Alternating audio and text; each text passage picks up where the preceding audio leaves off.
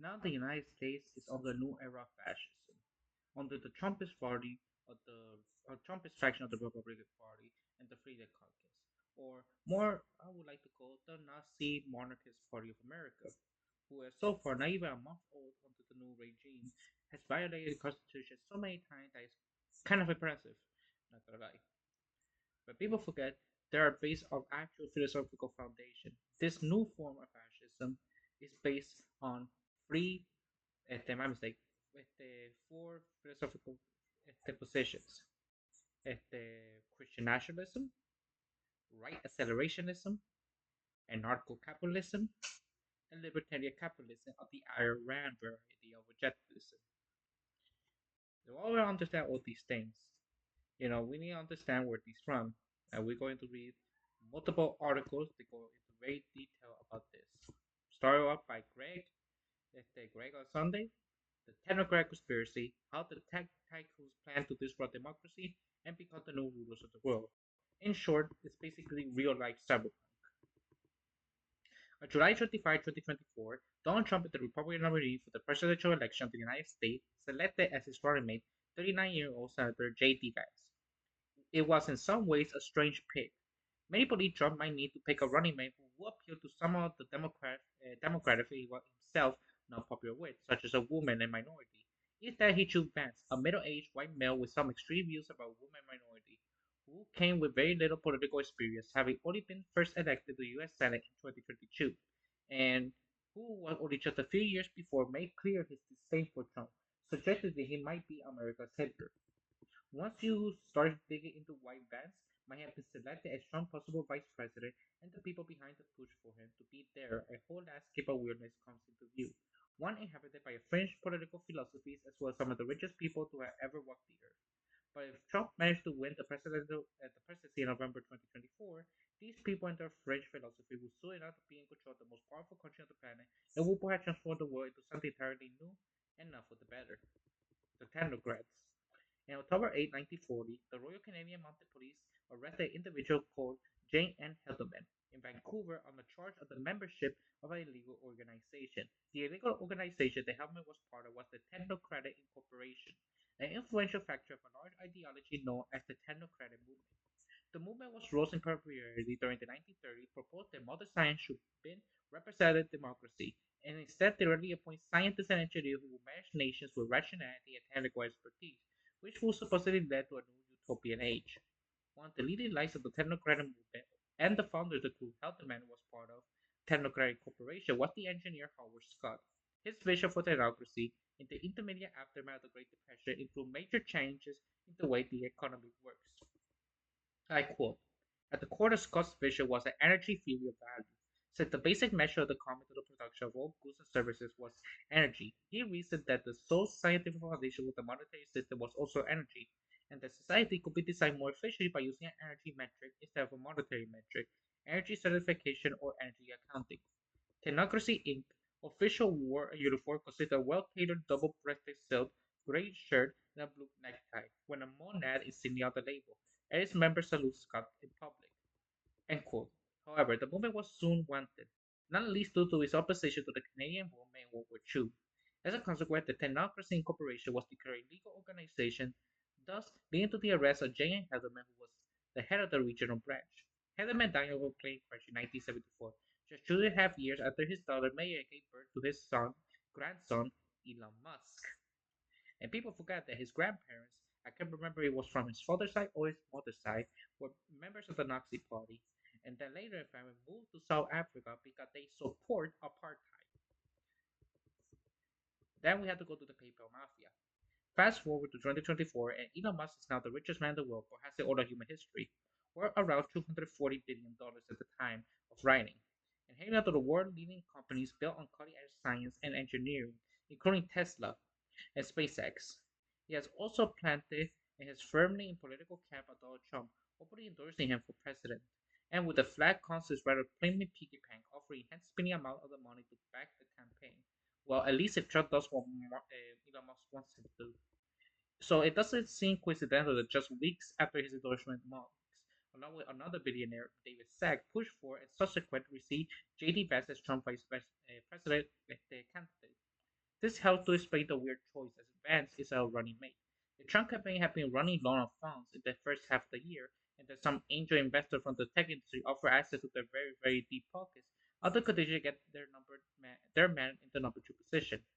Elon Musk and David Apple originally made their fortunes some 25 years ago through their involvement in the early years of the online payment website PayPal, along with a number of other individuals, many of whom were also now billionaires and still involved in the tech industry, were often referred to as the PayPal Mafia. Apart from Elon Musk and David Sack, individuals of this group went on founding companies such as YouTube, LinkedIn, and Yelp, as well as investing in fledgling companies that would go on to become corporate behemoths such as Facebook.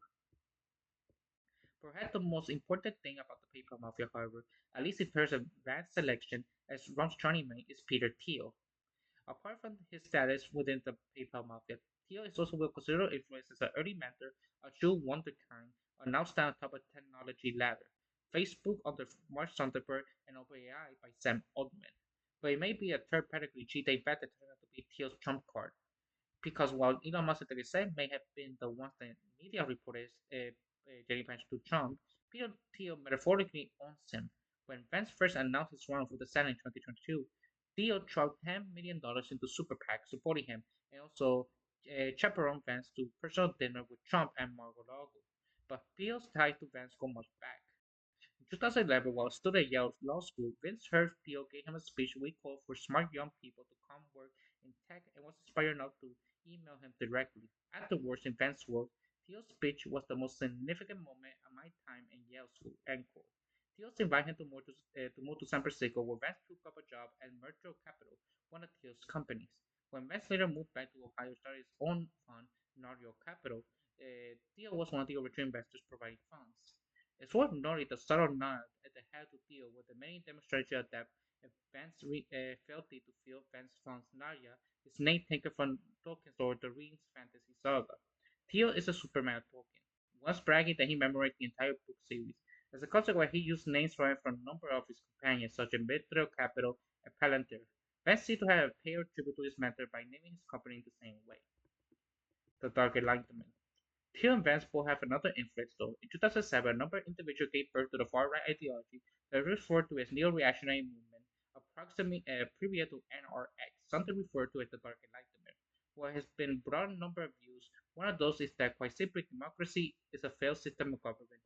One of its founders is Curtis Yarvin, has stated, if America wants to change their government, then they're going to have to get over the dictator phobia.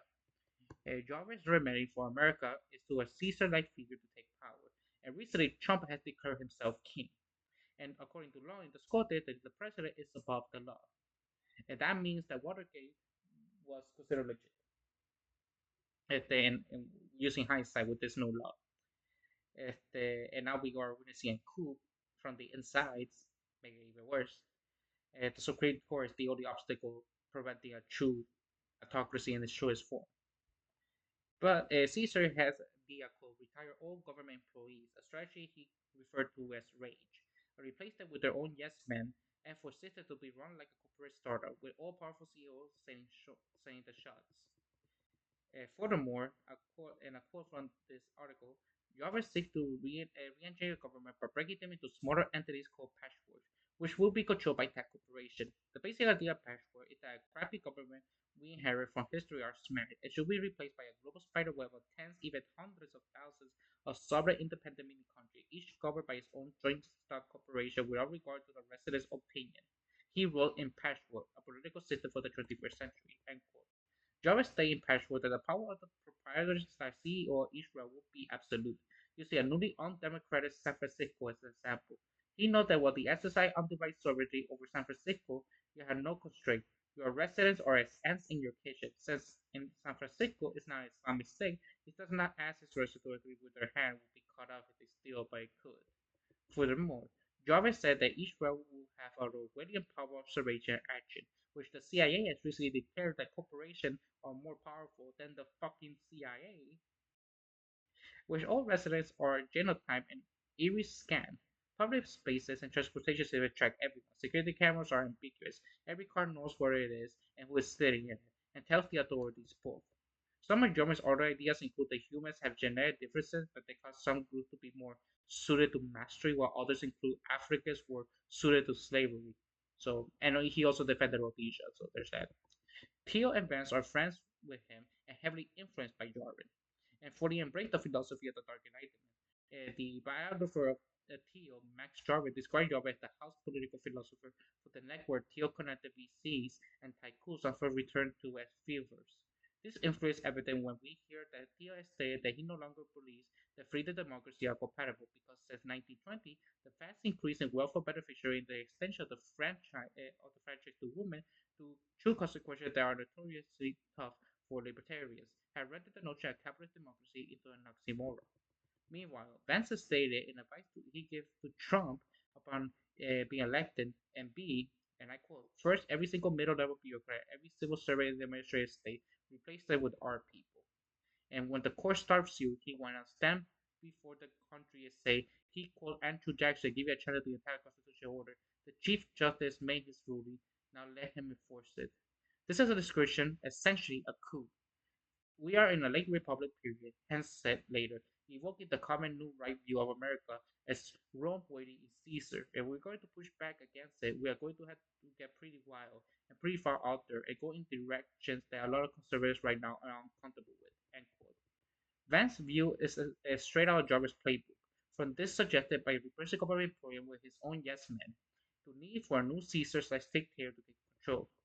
Furthermore, Jarvis Patchwork fits right with the long-held desire of Fields and a lot of other libertarians of his ilk to live with their own rules, that is, without government regulation and taxes, and autonomous zones of such sort. In 2009, Thiel put forward he saw possibilities of the relocation that will offer a new life of freedom from cyberspace to actual space. And remember, the first person who actually tried to interpret this practice was actually Walt Disney. When he proposed Disney World was originally going to be a city that people can live here permanently, but he was against democracy and he wanted to be like a king. So total este, his total idea never came into fruition, but some of the actions came into play. In fact, Disney used to be its own autonomous government, and for 10 years used to have its own currency.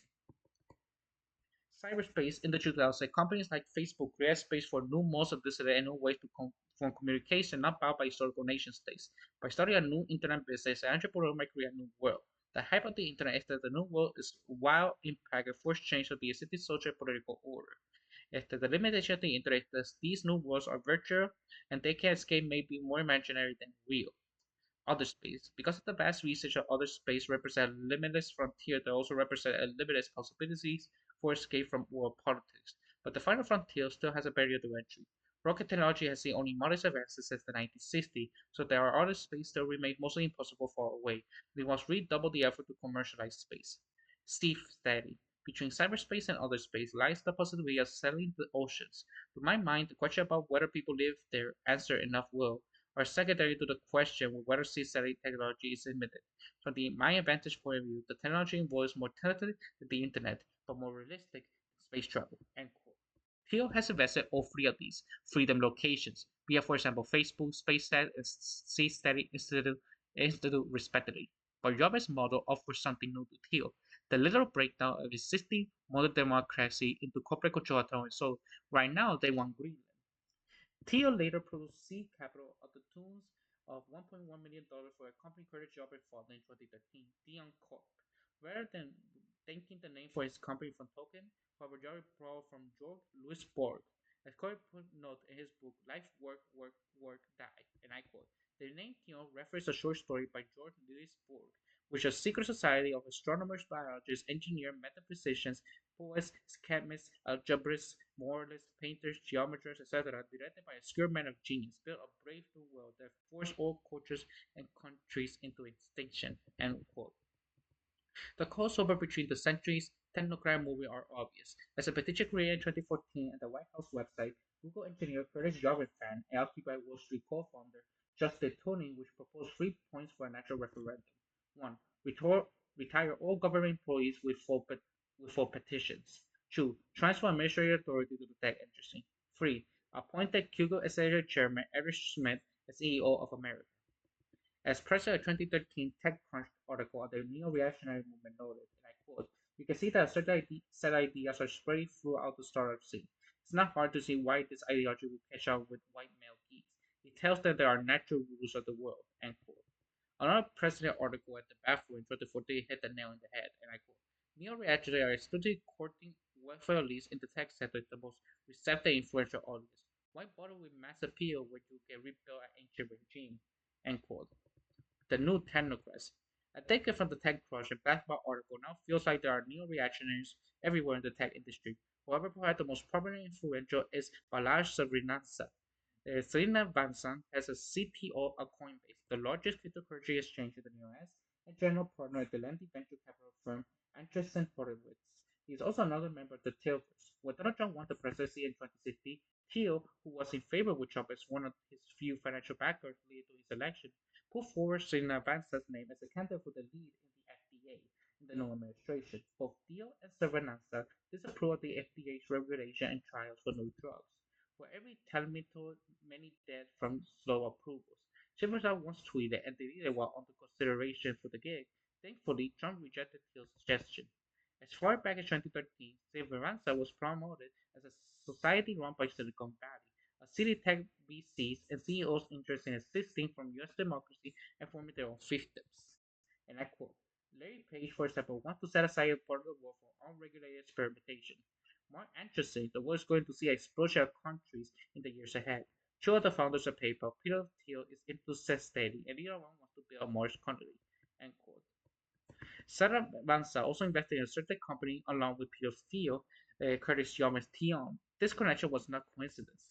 Perhaps more than anyone else, Silversa has taken Jervis' idea of Pastor and run with it, actively promoting for many years now, create what he calls a network state. Communities that are at first digital, being formed online with their eventually crowdfund resources to as groups buy into and build autonomous cities and states.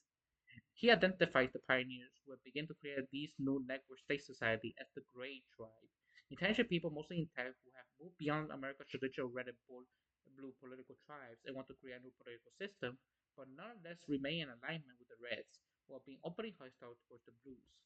He explained all of this in a rambling 4-hour podcast interview, which he raised some truly fascist style methods and literally taking control of San Francisco. And I quote, you have a foothold of private property, you have a group membership of Great Tribe. You also issue T-shirts that are gray color. You fence off street and make clear that it's under great control. Every week or every one, you have a policeman vacate. All great sympathetic policemen are allowed to come in this vacate. Every policeman's son, daughter, wife, cousin, sibling, whatever will get a job at a tech company security. Again, you tap the Grey Root Network. You also do things like to donate the policeman benevolent union or what have you, right? And raise public donation. They don't just donate; they tweet out that they donate. Okay, you start to actually merge great and police social networks. Why you also do all of this, the kind of military stuff that tech is funding. So Paladin and Actuate, which is a military tech company that's set up by another Peter Thiel project, Palmer Loki, and yes, that is another Lord of the Rings reference. You bring those folks in a speaker, and the policemen can look at this stuff, and they love that, right?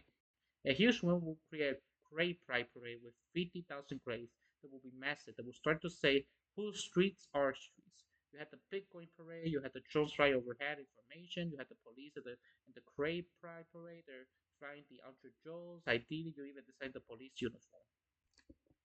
And remember, not only we seeing a coup in real time, they legalized the Nazi flag, but illegal the LGBT flag. Let's point that out. And Nazi and Elon Musk with the more Nazi symbolism when he created the Doge logo, the 14 wheel. That's literally straight off of the Nazi union labor. Well, not union, but they use the word to get some legitimacy. But you get my point. It's interesting to note that the Grey Shirt proposal by several echoes the Grey Shirt uniform and technocrat movement from almost a century ago, and also the Silver Church, the esoteric Nazi organization in America during World War II. Reshu welcome in this new grace rule San Francisco. Saravansa said that, but no blue should be welcome there. Furthermore, he said movies of blue abuses should be shown to residents. He compared this move to the denazification of Germany after the Second World War, even though there was no denazification. I would dare to say there was an historical Fourth Reich. I even made a playlist to give you an example of that. There was a historical Fourth Reich. Despite how bad she is saying in fashion tour it may sound, His network state follow has grown in recent years, so much so that a yearly conference now held to discuss the idea, features some of the biggest names in various tech industry areas such as crypto and venture capitalists. At the conference, he explicitly laid out the plan for achieving the seemingly impossible thing of building a new country. Network state must create, he said, a parallel establishment. But this is he means two things: create a parallel society, both online and the real world, from tech commune to charter cities, and create parallel institution, media, education, law, finance, society, take over from the legacy institution, the New York Times, Harvard University, the U.S. dollar. Those familiar with the neo-reactionary views, like recognize this legacy institution is parallel to the cathedral. The new network state institution says alongside the legacy in parallel, they're getting straight, they're pulling away users until they become the new thing. The network state even explicitly noted that Elon Musk's purchase of Twitter was an example of creating a parallel institution by the technocrats to challenge legacy media, which makes sense of all the Musk tweets to write the New York Times and others in the past couple of years. Talking to Cervananza, Gary Tan, CEO of tech venture capital behemoth Y Combinator, a surprise, former Peter Thiel Baraden, discussed how political landscape of San Francisco was already transformed for the network state vision. Not only has Tan spearheaded a takeover of San Francisco local government by big tech for financial means, but he also noted most contributions by taking power from non-democratic means. I quote, "What's next for San Francisco? The state of problem will outline the political machine. We talk about how we play some pieces of political machine, especially we have parallel media now. With Elon Musk Twitter or X, getting parallel media was a key piece. It wasn't done through voting. That's a possible recipe for forming San Francisco, for building the alternative tech political machine. And if it works in San Francisco, it will work everywhere. This is just getting started." End quote. This is perhaps worth remembering that Yarmouth's original separate patchwork was takeover of San Francisco. Similar, Peter Thiel has acknowledged the creation of PayPal a quarter century ago was intended to give birth to a parallel institution for finance, and I quote, "The great task for libertarians is to find escape from politics in all of its form. I suspect that the move for escape must involve some sort of new, hereafter untried process that leads to some undiscovered country. The founding fish of PayPal set up the creation of a new world currency, free from all government control and delusion, the end of monetary sovereignty as a word," end quote. While PayPal has now itself largely become part of the legacy financial system, it's not difficult to see how cryptocurrency like Bitcoin and German had taken its place as the parallel institution for finance. So it's no surprise to learn that crypto tycoons are all in on the network states idea. At just creation, Vital Buttering was one of the speakers in Sarivansa's network state conference and the CEO of Coinbase. Brian Armstrong has also embraced the idea. It's therefore worth noting that Trump campaign has in recent months pitted hard to cryptocurrency, despite previous being against it. He labeled it a scam against the dollar.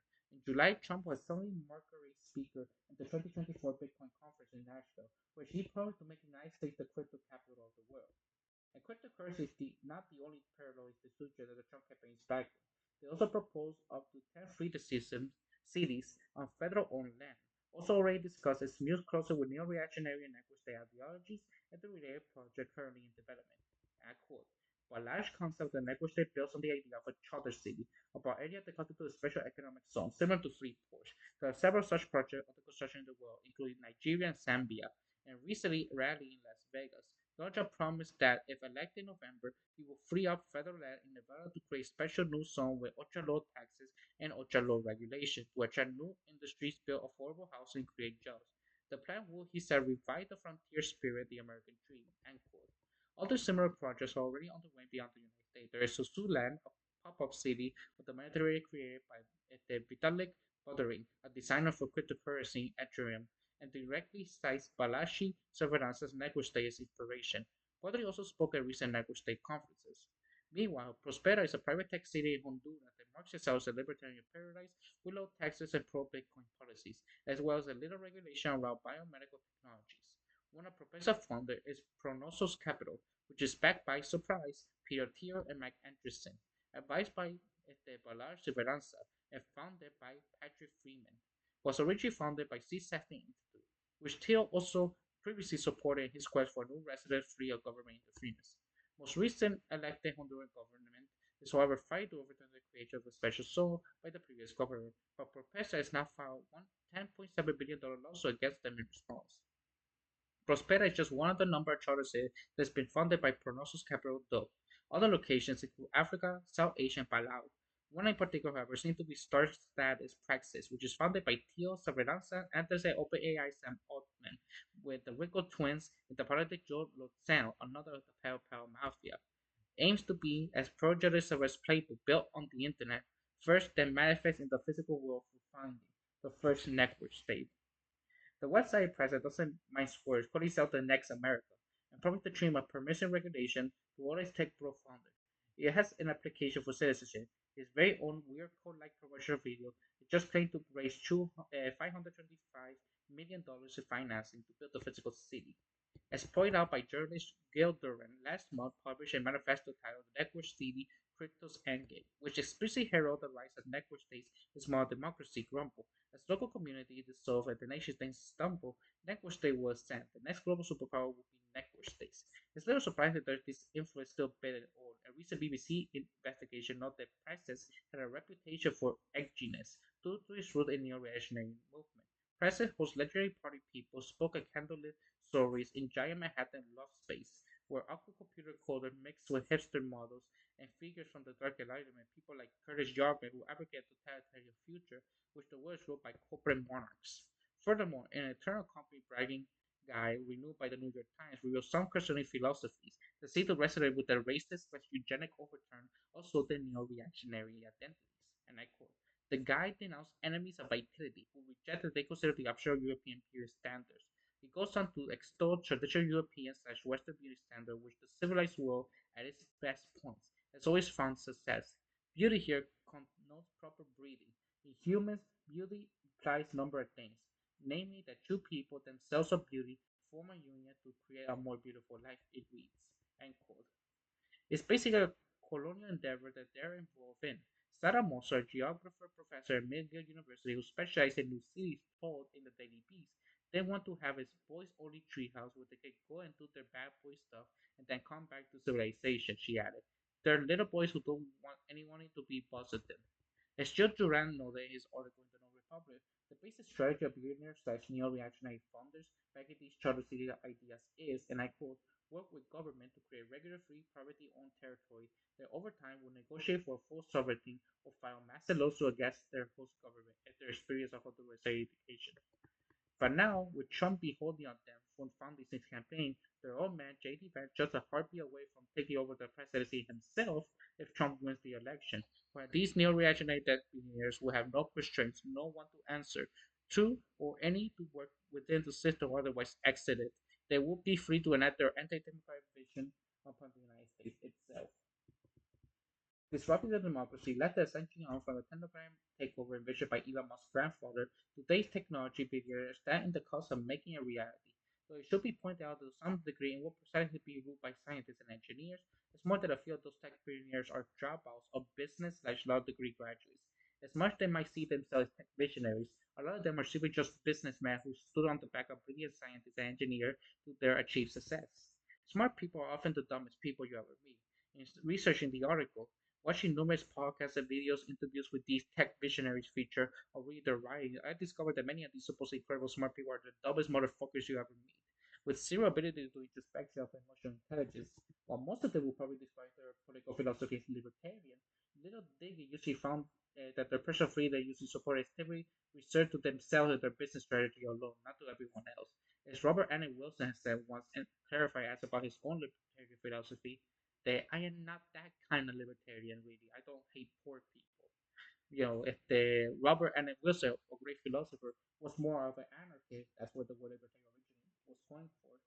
And they're more in the fascist direction. So Peter Thiel can say he's libertarian, while the co-founder of Peloton, one of the modern world's most powerful companies in the area of personal surveillance and morality, as well as funding the financial destruction of media outlet Gawker because they post a story about him he didn't like. Or Elon Musk can say that he's a free speech absolute but suspended journalist for Twitter when the subject of free speech is him. These tech bros live under the delusion that they are brilliant, rather than just fortunate, and should be thus rule over the rest of us less intelligent people, as Annie Dash has remarked. It's important to remember nobody becomes a billionaire by accident. Yeah, wanted the level of power, control, wealth more than you wanted anything else in your life. There are not, therefore, people you want with power and control the rest of us. There's a certain amount of sociopathy, possibly ranging from psychopathy, involved with a lot of these individuals. They are not in a way going to be benevolent, empathetic overlords. Furthermore, as national, and I quote, you have access to billionaires, and billionaires all have access to each other because it suits their ego to take each other as peers. Most are very easy to program by simply playing their insecurity, desire for acknowledgement, and exceptionalism. So they push each other further and further into extreme ideas because their entire career has been predicted to the idea they're geniuses, outliers who can see things others can't, and their wealth is reward for that imagined merit. It must be hard. Look how rich I am. Even though it, because they believe I have a high IQ, I'm very smart and stuff like that. By that logic, people with the highest IQ in recorded history, like if the William James Sidis was a communist, Albert Einstein was a socialist, Noam Chomsky, an anarchist, Stephen Hawking, a socialist, Gandhi, an anarchist. Yeah, like we could go on. One of the smartest people in the world with the highest recorded IQ tend to be socialists, communists, or anarchists. Many of them are atheists or agnostics. And according to the field survey, the majority of philosophers with PhD at faculty are egalitarian, if the leftists and atheists, and the majority of top tier scientists are also if the atheists, and many of them are self-identified socialists. So something's wrong. The Nobel Prize-winning economist Paul Krugman has a similar view of the great extremism of tech billionaires, warning that it's impossible to overstate the degree of which many big tech CEOs and venture capitalists are being radicalized by living with their own culture and social bubble. They also should be known to have really low opinions of people who they see as like intelligent, which makes their getting in bed with ultra fascinating. You can only imagine the content which they will speak about him behind closed doors. If the relationship is one of pure coincidence for them. He is the candidate that are most malleable to their cause. As Cambridge Analytica whistleblower Christopher Wilder has stated, they see Trump as a useful idiot. He's somebody who they do what they want. And remember, Trump always talk about the elections being stolen, the big lie, even though recent study have found that Trump and the Republic has stolen around 3.5 million votes.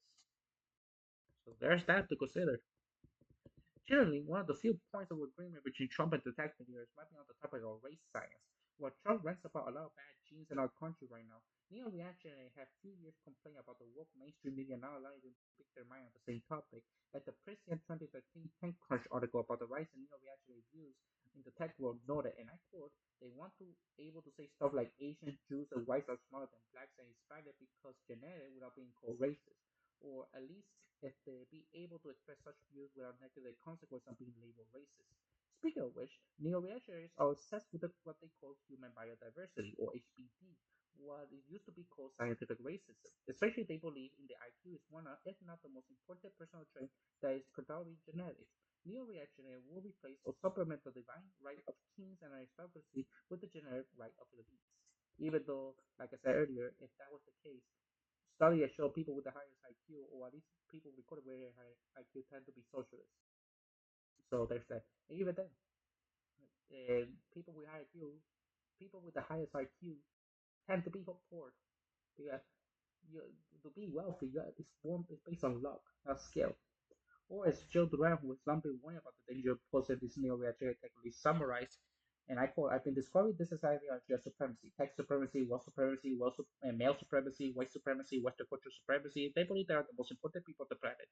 They believe they are the most important people in history. Being wealthy, they're surrounded by people who don't tell them otherwise. They have enough money to make a lot of trouble for a long time. End quote. Enough money is an understatement. Pro cryptocurrency donors were responsible for almost half of all corporate donations to PACs in the 2024 election cycle. In the lead up to the election, Elon Musk is the world's richest person who has been leading backers of Trump and Vance taken via America PAC. Not to mention his control of one of the leading social media sites, a parallel media island. While you can give water to voters standing in line in Georgia, Musk is free to award $1 million prize each day to mobilize voters in swing states. And while there's a pure power simply in their wealth, it should be noted that there's been a growing martial trade to tech these tycoons are interested. Post PayPal, Peter Thiel did create his spy company Palantir. Young entrepreneurs are seeing lucrative venture in creating technology for the military. And perhaps best exemplified by Oculus Rift creator Paul Mulcahy, who went from a kid who decided virtual reality has to do founding a military tech startup and Trill, and recently stated that every country needs a warrior class. It's likely a net bias on others in pursuit of good aims, which of course depends how you interpret aims as being good. In an article in The Atlantic for 2024 warned the growing danger of the under the headline The Rise of the Techno Authoritarianism. And I quote, the new technocrats are establishing in their user language that appeal to Enlightenment values, reason, progress, freedom, but in fact are leading an anti-democratic, illiberal movement. Many of them is profess unconditional support for free speech, but are vindicated toward those who say they do not flatter them. They tend to hold eccentric beliefs. The technological progress of any kind is uncertainly inherently good. That you always build it, simply because you can. The frictionless information flow is the highest value regardless of information quality. The privacy is an archaic concept which will welcome the day when machine intelligence surpasses our own. And above all, that their power should be unconstrained. The system they build or building to rewire communication, remake human social network, integrate artificial strategy into daily life, and more. Impose these beliefs on the population, which is neither consulted nor usually meaningfully informed. Silicon Valley's influence easily exceeds that of Wall Street and Washington. It is re-engineering society profoundly than any other power center in the area, since perhaps the days of the New Deal. America fret rightfully about the rising authoritarianism among the MAGA Republicans, but there is in a way another ascent force of for illiberalism, the transient prone and immensely powerful kings of tech. End quote. So what happens when these radicalized ultra-wealthy neo-reactionary Silicon Valley billionaires exactly believe that democracy is not a preferable operation system for government society? After 10 or 50 years of talking about it, they now appear to be putting their plans into action in the real world. And I quote, you see what the network state called mostly focus on creating new sovereign territory is also recommends an alternative. Taking over city government and institutions to put them under tech billionaire control. They take this very seriously. They're working to destroy the very idea of nationhood citizenship by creating networks sovereign global territory protected by military grade security. They plan to use their massive wealth to reshape the balance of power in their favor. Currently, the network state is no longer a fever dream in a tech nerd podcast. This is a cult making big moves. It's a global campaign backed by billionaires to execute colonist power grabs all around the world. With the Nick Lance accelerationist philosophy of we have to accelerate the destruction of our world in order to create a new feudal cyberpunk future. As network state believer, CEO, and Y Combinator Gary Tan, who has been working on these tech-funded takeover San Francisco local government, proclaimed if we get built there, he can take over the whole country. We're going to take over every nation in the world. President Eisenhower was very clear about the military-industrial complex. Now, 60 years, a warning has become manifest into reality. And we have to understand, like Mike Brock stated in the part against America, how dangerous ideology born from the libertarian movement stand ready to seize America. If we write this, a quiet revolution is unfolding for the U.S. government. Besides the Doge, a team of young tech operatives are systematically dismantling democratic institutions or replacing them with artificial intelligence systems. Civil servants who raise legal objectives are being removed. Government databases are being migrated to private servers. Decision-making power is being transferred from election officials and career bureaucrats to algorithms controlled by small network Silicon Valley elites. This is a spontaneous coup. This is a culmination of dangerous ideology that has been meticulously developed since 2008 financial crisis. One that has seized democracy itself as an obsolete technology ready to be disrupted. To understand how we reached this critical moment and why it's threatened the very foundation of democracy governments, we need to trace the revolutionary idea that democracy is not just efficient but fundamentally incompatible with technological progress. Which, as an anarchist, and I have been proven in my book, it has been taken down. By the way, my website has been taken down. That is not the case. Doge is not about efficiency, it's about erasure. Democracy is being deleted in slow motion, replaced by proprietary technology AI models. It is a coup, executed not with guns, but with back migration and database swipes. What follows is not speculation or dystopian fiction. It is a carefully documented action of how dangerous ideology born in the aftermath 2008 financial crisis has moved from the features of tech culture at the heart of American government. The story of how it begins started 16 years ago. On September 15, 2008, Lehman Brothers filed for bankruptcy, making the largest failure of investment banking since the Great Depression. This event catalyzed the global financial crisis, leading to widespread economic hardship and profound loss of faith in established institutions. In the aftermath of the crisis, several key figures emerged who will go on to shape a new movement in the American politics, which is a lot. And Curtis Jarber, writing under the pseudonym Nancy Molko, who had been developing a critique of modern democracy on his blog Unqualified Reservations since 2007, as the financial crisis unfolded, Jarber applied his unconventional analysis of the economic turmoil. In his post, The Messianic Explanation of Bank Crisis, he stated, and I quote briefly, the fundamental cause of bank crisis is not the evil Republican lying Democrat deregulation, affirmative action lending, or even ludicrous level of leverage. A banking system is like a nuclear reactor. A complicated piece of engineering, if it's an engineering right, it works 100% of the time. If an engine is not, it's work 99.99% of the time, and the other 0.01%, it costs the entire tri-state area in radioactive strontium. End quote. Jarber argued the crisis was fundamentally an engineering failure caused by deviation from what he called the Messianic thinking, based on the principle outlined by the economist Ludwig von Mises. This approach advocates for a strict free market system with minimal government intervention in banking. By contrast, this is with the previous Becotian system named after Walter Becot, which supported central banking intervention during the financial crisis. Jarman argued that this intervention support was inherently unstable and prone to collapse. His writing during the crisis period continued to verify his broader critique of modern political and economic systems. His idea, while not mainstream, began to resonate with the growing audience in disillusion with judicial institutions and seeking authority explanation for the economic turmoil. For decades, libertarian thinkers argued that free markets left unrestrained for and naturally outperform any system of government. But if the problem wasn't just government interference in market, what if the very concept of democracy itself was flawed? This was the argument put forward by Hans Hermann Hoppe, a student of Mrs. Protege Murray Rothman, the founder of anarcho-capitalism, who took libertarian skepticism to the most extreme in his conclusion for his 2001 book, Democracy the God That Failed, that landed like a bombshell in the right-wing libertarian circles. Published in a moment when America was still so democracy at the end of history, Hope argued that democracy was inherently unstable system, one that incensed short-term decision making and might rule rather than rational government. His alternative, a return to monarchy. But that wasn't the monarchy of all. He envisioned a new order, one where government was privatized, where society functioned as covenant communities, owned and operated by property holders rather than elected officials. In this world, citizenship was a matter of contract, not birthright. Voting was unnecessary. Rule was left to those with the most capital at stake. It was a libertarian thought that it was mostly extreme conclusion. A society governed not by political equality, but by property rights alone. By the 2010s, post-radical skepticism for democracy has found their eager audience beyond the usual right libertarian circles, but brought a different mechanism than simple market disruption. While Silicon Valley had long embraced Clayton Christensen's theory of disruptive innovation, where nimble companies will outcompete established players by sending overlooked markets, and more extreme forms of solutionism have begun to take hold. This mindset held that any societal problem, including government itself, would be solved through sufficient application of engineering principles. Silicon Valley's elite, who had built successful companies, began to view democratic processes not just as inefficient but fundamentally irrational. The product of what they saw is emotional decision making by non technical people. This merged perfectly with Hall's critique. If democracy was simply a collection of feeling based choices made by uninformed masses, surely it could be replaced by something more rational, especially the kind of data driven, engineering focused government these tech leaders practice their own companies. Peter Thiel is one of the outspoken erstwhile libertarians in Silicon Valley. But this sentiment started with his 2009 essay, The Education of a Libertarian. I quote, I no longer believe that freedom and democracy are compatible, end quote.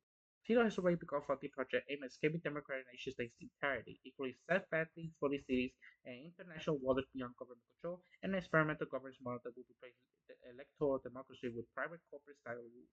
Host visual covenant communities and private enclaves owned and governed by elites provide individual justification what Theo and his ally were trying to build, not just as an alternative to government policy, but complete replacement for democratic government itself. If democracy was truly inefficient to keep up with technological change, why not replace it entirely with private contractual forms of rule? The notion of traditional democratic government was insufficient and outdated, wrestling with those themselves as disruptor innovators. This intellectual through line from Mister to Hall, figures like Curtis Jarman and Peter Thiel helps explain the emergence of what they call techno-libertarianism.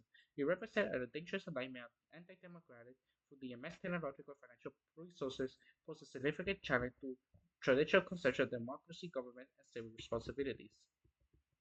In 2008, they not just destroyed the economy, shattered a fate in democratic institutions themselves. Libertarians saw an opportunity as Silicon Valley, a new belief took hold. Democracy wasn't just insufficient, it was obsolete.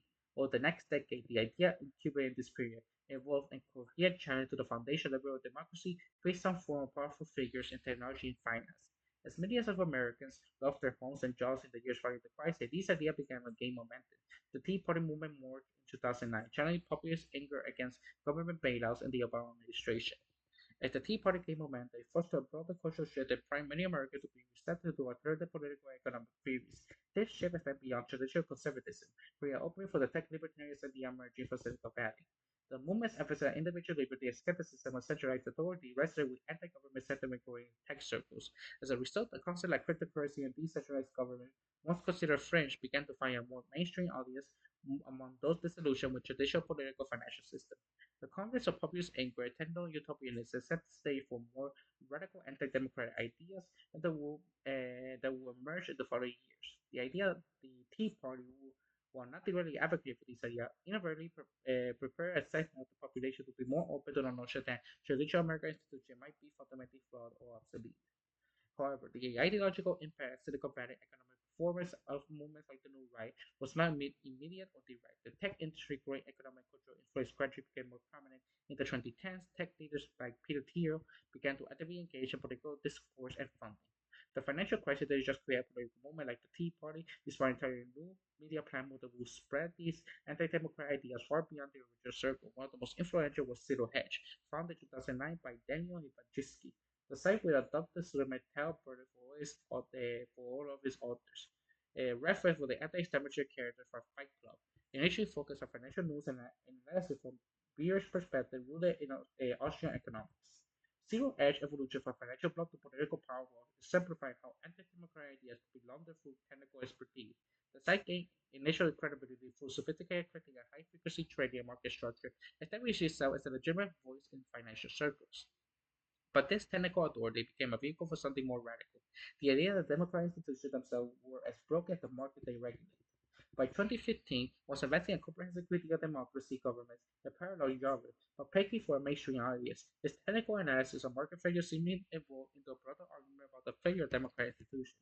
What the site argued the central banks were weakening market wasn't just making a financial claim, it was suggesting that democratic institutions themselves were inherently corrupt and needed to be replaced with more efficient mechanisms. This methodology uses technical financial analysis to justify increasingly radical political conclusions, provide a blueprint that others will follow. The site demonstrates how expertise in one domain, financial market, will leverage the advocate for sweeping political change. It declared that markets were manipulated. It wasn't just criticizing policy, it was building the case that democracy itself was a failed system that needed to be replaced by technical algorithmic governments. Particularly affected is how it straddled multiple worlds. As Bloomberg noted in 2016, it remained an internet powerhouse with real influence in financial circles, even as the New Republic characterizes a forum for the hateful conspiracy-driven voices of the angry white man of the alt-right. This dual identity, technical sophistication, yet political radical, made a crucial bridge between mainstream financial discourse and the emerging anti-democratic ideologies. The site's true innovation wasn't just mixing finance and politics, it was suggesting that technical market-based solution would replace democratic processes entirely. This aligned perfectly with Silicon Valley's emerging worldview in March, where how efficient the government allocates sources are, why not allow them to allocate political power as well? While InfoWars would later adopt zero hedge anti-establishment position, he abandoned the pre-test technical expertise, with using financial expertise to justify anti-democratic conclusion, proved more influential in tech circles, whereas reinforced the growing belief that democracy was implied in an insufficient way to make decisions compared to markets and regulation. Its transformation from financial analysis to anti-democratic ideology preview a broader paradigm that will identify the next decade. How technical expertise will be weaponized against democracy itself. Use financial analysis to undermine faith in democratic institutions. Infowars will take cruder but arguably more effective approach, pure epistemic chaos. As media scholar Yoga Bagler noted in 2018 study, this period saw the emergence of propaganda feedback loop, where audience, media outlets, and political elites reinforce each other's views regardless of the veracity of the information. It was apparently as an early example of this dynamic action, demonstrating how traditional gatekeepers of information were losing their influence. Their erosion of trust in establishment institutions, combined with the proliferation of alternate information sources, set the stage for social psychological Jonathan Haddock would have described as a kind of fragmentation of reality. As we move to the 2010s, fragmentations accelerated. Social media algorithms designed to maximize engagement, amplify essential device content, the result flow of competitive narratives made it increasingly difficult to citizens to discern truth from fiction, with profound implications for democratic discourse and decision making. The zero hash model, mixing expert analysis with speculative political commentary, became a template for numerous other outlets, including the instant information ecosystem, where narrative consistently trumps factual accuracy. This presents how information will be produced, consumed, and weaponized in the age of social media and algorithmic content distribution. While zero hash point this approach, InfoWars took it to the extreme. Founded by Alex Jones in 1999, the significant track chart the 2008 financial crisis, abandoning any printed conventional expertise in favor of sensationalism and conspiracy theories. The financial crisis created a perfect storm for outlets like Infowars, explained by William Phillips. People are looking for explanation, and Infowars offers simple, if outlandish, answers to complex problems.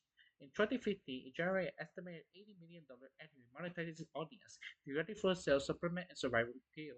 This business model, which saw sales spike during crisis, demonstrated how post-truth narratives could be converted into profit.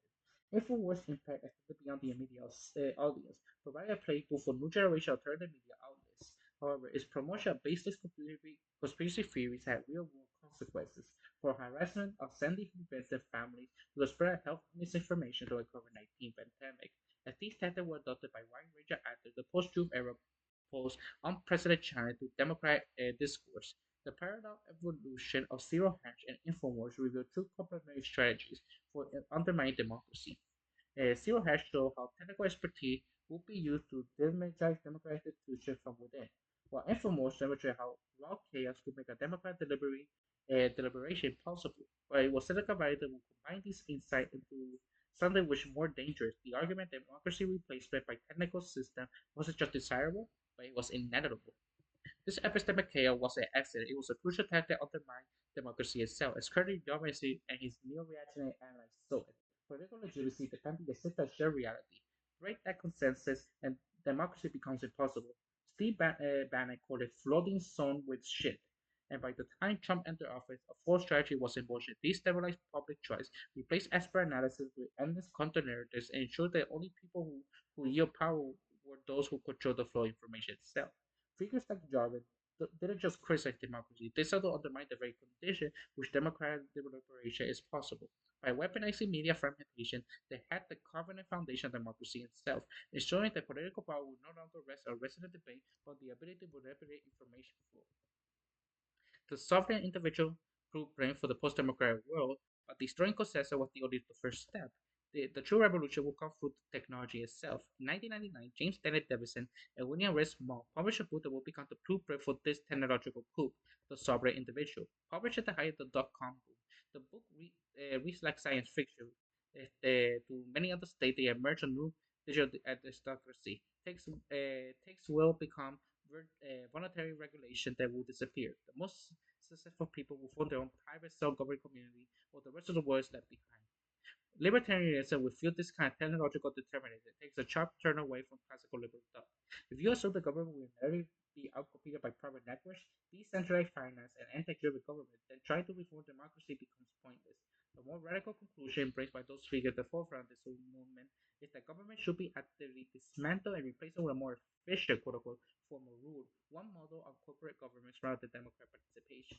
This is precisely when libertarianism morphed into neo-reaction. Instead of advocating for constitutional republic with minimal government, this news turned out the push for a private post-democratic order where those with the most resources and technological control dictate the rule. In this vision, power doesn't rest with the people, it belongs to the most competent executive running like a CEO will run a company. This is how Curtis Sherman argument that democracy is outdated. Insufficient system becomes so appealing to Silicon Valley elites. It wasn't just a philosophical argument. It was aligned with the way many of the tech industry already thought about disruption, efficiency, and control. If innovation constantly renders old systems obsolete, then why should government be any different? Figures like Peter Thiel and Balaam Sivaransa took this logic step forward. They argued that rather than resisting the decline of democratic institutions, at least should accelerate the transition to a new order, which were governments involuntarily privatized and largely detached from public accountability. Uh, and also create a regular of exit and network state become a military justification for abandoning democracy altogether. This wasn't just theoretical, they were actually attempt to implement these ideas, like the network state project called Praxis in Greenland. This mindset is deeply ingrained in Silicon Valley, but this structure is not just a business model, but a lot of history. In entrepreneurs are taught that all institutions are insufficient, rallies wanted to be displayed by something better. When applied to government, this logic leads directly to Jarvis' argument. Democracy is outdated legacy code that can't be keep up with modern complexity. The future here, others argue, will belong to those who design and implement superior system, one that runs more like a corporation, where leaders are chosen based on competence rather than elections. This is why neo-reactionary idea has found such a reception audience among tech elites. If you believe that technology inevitably renders all systems obsolete, then why should democracy be any different? why bother fixing the government if it's doomed to be replaced by something more advanced? This is why the transition from right-wing libertarianism to neo-reactionary and fascist monarchies becomes clear. Classical libertarian, or at least paid lip service to democracy, argue the market should exist within the limit of functioning democracy systems. But Silicon Valley version of libertarianism shaped the sovereign individual and reinforced the rise of cryptocurrency state to see democratic government itself as obstacle. The question was no longer how do we make government smaller, but rather how do we escape government altogether. The answer for people like Jarvin was to replace democracy with a new system where power belongs to those with the resources to accept and build something better. As we are now seeing, we are waiting for the transition to happen naturally. Surveillance, like all in this movement, have undergone ideological evolution that exemplify the broader Silicon Valley. A former CTO of Coinbase and general partner at Andreessen Horowitz, he initially approached cryptocurrency from a techno-libertarian perspective, viewed as a tool for individual empowerment and market efficiency. However, his thinking increased aligned with neo-reactionary ideas, particularly around the concept of exit, the ability to opt out existing political structure entirely. This shift from techno-libertarian to neo-reactionary is as large as a leap in the seats. While ideology shared skepticism of centralized authority, underbody of power technology which reshapes society. The pipeline from techno-libertarian to neo-reactionary often follows a political path. It begins with a libertarian critique of government, inefficient overreach. This evolves into a broader skepticism of all democratic institutions, seen as slow and irrational compared to the speed of logic of technology. Eventually, these lead to the conclusion that democracy itself is an outdated system, incompatible with rapid technological progress. The first step is embracing the idea that democracy should be replaced entirely with more efficient forms of government, often modeled on corporate structure and technological system. His journey from this ideological pipeline is reflected with his evolved views of cryptocurrency. He started as a tool for financial freedom, became, in his vision, the foundation for entirely new form of government outside traditional state structure. This transformation from seeing crypto as a means of individual power within the system to view as a way to build entirely new political entries mirrors the broad shift from techno-libertarianism to neo-reactionaries in Silicon Valley. As I stated, what makes a sovereign individual influence particularly concerning is the epistemic authoritarianation. But particularly technological change is an unstoppable force that will inevitably dissolve traditional democratic institutions. The book provides Silicon Valley with deterministic narrative that justifies the concentration of power in the hands of tech elites are historically inevitable rather than the choice to serve a democratic liberation. This is what makes the converse of crypto AI neo-reaction ideology so dangerous. If people can agree on basic fact, who gets to decide what's true? The answer is Jarvin's word is the sovereign executive, a singular unchallenged ruler whose legitimacy derived from the election, but from sheer control over the information landscape. James Poe, a remarkable piece of investigation journalism inside the new ride, where Peter is placing his biggest bets, traced the movement of the idea of friendship, the sophisticated political movement backed by some of the most powerful figures in technology. Reported for the 2022 National Conservatism Conference in Orlando Road encountered everyone from fussy paleo professor to mainstream Republican senator with his focus on younger cohorts is particularly illuminating. There are highly educated journalists who have observed U.S. critical democracy and are working to make it political reality. As Porsche document, job is right during the crisis period. They didn't just diagnose an economic problem, they offer a comprehensive critique of what they call a coditro, an interlocking system of media, academia, and bureaucracy. They argue maintain ideological control while making its own power. The future of Austrian economics, techno-libertarianism, and Yomers critique of democracy was perfect vehicle in cryptocurrency and blockchain technology. As Porsche document in Vanity Fair, Balazs Esperanza emerges a key figure who helped translate these abstract ideas into concrete vision for restructuring society. This vision resonates deeply with Silicon Valley elites who have been influenced by Jarvis critique on democracy and were seeking concrete mechanisms to implement alternative government structure. Cryptocurrency offers not just a way to circumvent state monetary control, but also a model for how digital technology will enable new forms of sovereignty. As Polk document, figures like Peter Thiel began to see cryptocurrency not just as a new financial instrument, but as a tool for fundamental restructuring society. Technology offers a way to make an abstract idea of Jarvis and the sovereign individual concrete. If traditional democracy was obsolete, corrupt, as Jobers argued, that perhaps blockchain will have enabled a new form of government built on immutable code rather than infallible human judgment. This vision found its perfect technological expression in Bitcoin. Launched in the aftermath 2008 crisis by anonymous creator using the settlement Satoshi Nakamoto, Bitcoin seemed to validate the sovereign individual core thesis. The technology would enable individuals to opt out state monetary control. The timing was perfect, just as fate in traditional financial institutions had been shattered. Here was a system that promised to replace human judgment with mathematical certainty. Bitcoin's philosophical underpinning drew heavily from the Austrian economic and libertarian thought, with a Cephasi Amos who was explicitly emerged with these ideas with reactionary politics in 2018 put the Bitcoin standard.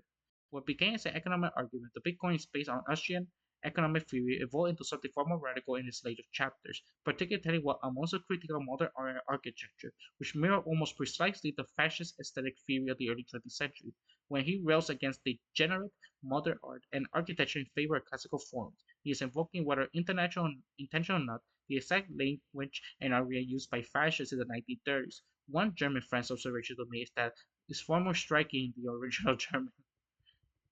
The Bitcoin community embraced the figures like Amos reveal how cryptocurrency became not just a technology or an investment, but a big reactionary political thought. The idea that Bitcoin will restore some lost golden age of sound money merged seamlessly with broader reactionary narratives about societal decline and the need for restoration of traditional hierarchies.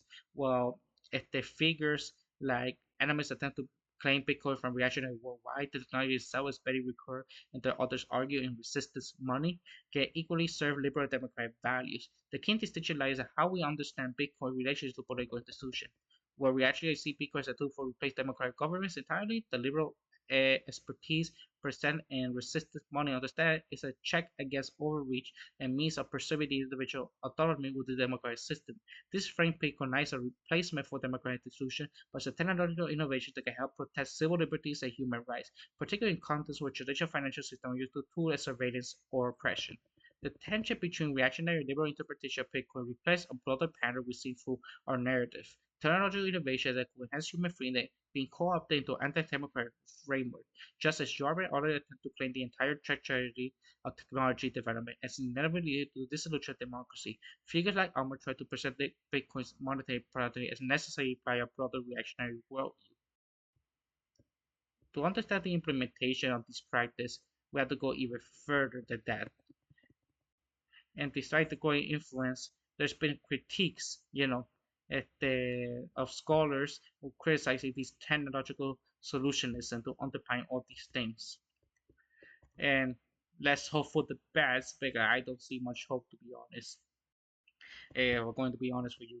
But Curtis Yarber early writing with the financial crisis to take a coup, well, the slow coup that we're seeing, can trace the clear intellectual evolution. What began as an abstract criticism of democratic institution had become a concrete proof of dismantling, but the key accelerate in this process was cryptocurrency. We write both a technological framework and a psychological model for opting out democratic governments entirely.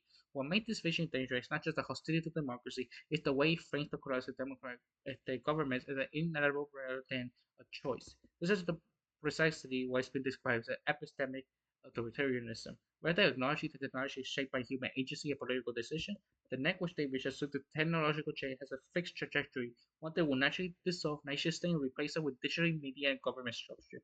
This deterministic thinking leaves no room for public debate, democratic decision making, or alternative path for technological development. It tells us that the future has already been decided, and the only choice is whether to embrace it or be left behind. This deterministic framework also explains why so many libertarians found themselves drifting toward reactionary politics. If democracy is doomed, then why bother defending it? If technology is going to replace government, then why not accelerate the process? This is how they became a gateway to neo-reactionary. It replaced the classical liberal commitment to open debate and incremental progress with absolute vision and history that just abandoning democratic ideals entirely. When Elon Musk gained control of treasury payment system, or Trump declared he will enforce laws he disliked, they implement ideas that integrate the crypto world. The notion that code can replace democratic institutions, the technical competence should override democratic negotiation, that private power should be supersede public authority. These ideas from crypto theory to political practice. Both civil sciences networks the enormous critique of democracy see technology as a means of escaping democratic constraint, but the approach is differently. Jobber advocate for capturing and dismantling democratic institutions from within, while Saversana proposed building a parallel structure to make them irrelevant. When I want to see the converge of these approaches, using technological control to simultaneously capture and bypass democratic governance. These ideological framework might have remained abstract, theorized, or not for unique converts or factors that made their implementation competition suddenly possible, but the rise of Trump, a figure cemented hostile to democratic institution eager to embrace tech oligarchs, represent an unprecedented opportunity. Here was a potential autocrat who didn't just accept that critique of democracy, but embodied it. His contempt for constitutional constraint, his belief that personal loyalty should override institutional independence, his view that government should serve private interests align perfectly with Silicon Valley's emerging anti-democratic worldview. When combined with the unprecedented technological control over information flow, financial system, and social network, this created a perfect storm.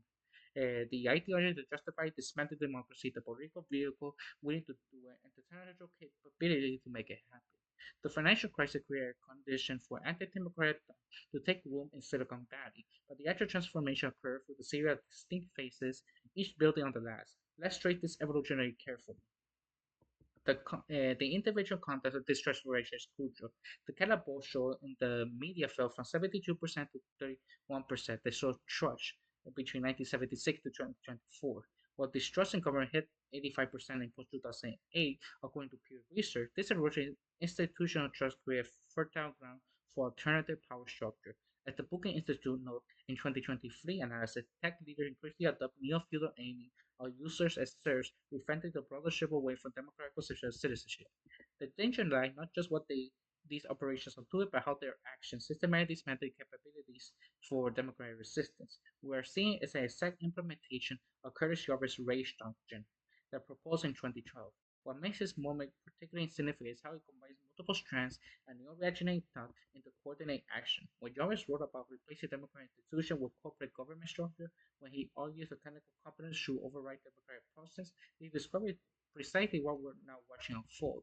Consider how the master of Jarvis blueprint first removed career officials who might resist on legal or constitutional ground, then installed private technical infrastructure to make oversight impossible.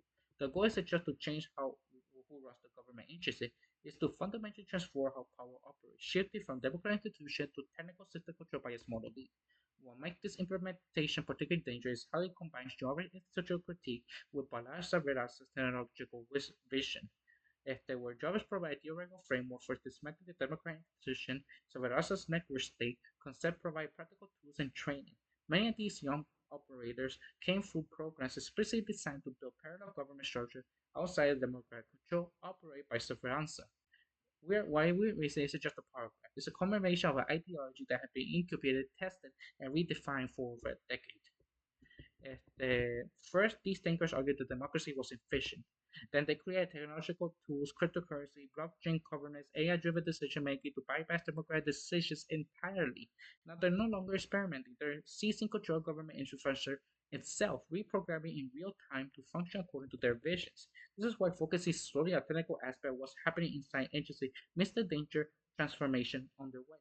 Under every unauthorized server, every AI model, every remove civil servant representative. Another step is converting democratic government into government called neo-cameralism, a system where society is run like a corporation, where clear ownership and control rather than democratic deliberation. The infrastructure is being built isn't to serve democratic ends, it's to make democracy itself obsolete. The strategy of flooding the zone with shit was never just about controlling the news cycle. It was about reshaping the constitution and government itself. The goal was not just to miss that, but to create an environment so chaotic that traditional democratic decision making would be impossible. First, they disrupt journalism, replace truth with engagement, automates feeds. Now they disrupt the government itself. Your news, your politics, your reality, automated, privatized, and controlled by those who own the network. And then once the public lost trust in government, the technically will present a solution, a new AI-driven algorithm optimized for the government. One that hasn't just been subject to human rationality, democratic inefficient, or unpredictability of election. Just like social media companies replace traditional news with algorithm feeds, these technocrats sort of replace democratic governments with automated decision making. What's happening inside the Department of Government Efficiency is the final phase of this plan. The old democratic institutions, weakened by years of deliberate standardization, are being replaced in real time by proprietary AI system control, not by elected officials, by the same network Silicon Valley operators who engineered the crisis in the first place. We are not heading toward this future. We are already living in it. Government functions that once belonged to democratic accountable institutions are already being transferred to property AI system, optimized not for justice or equality, but for efficiency and control. Already decisions about financial regulation, law enforcement, priority, political dissidence are being made by algorithms no citizen can vote against, no court can oversee. Your rights are no longer determined by a legal framework you can appeal. They're dictated by a set of terms and services, changeable at the whim of those who can control the network. And we're witnessing the final stages. Now, President Trump has recently made a executive order to centralize all power to himself, and the only obstacle is the Supreme Court. If he resists, the Supreme Court, right now under law, has the right to arrest the president. If he resists, they have the right to use the military to enforce the arrest. If the military refuses, or there's a split between the military or in favor of Trump or in favor of the Constitution, there's going to be a civil war. So get ready, the world. It's gotta be one hell of a fucking ride.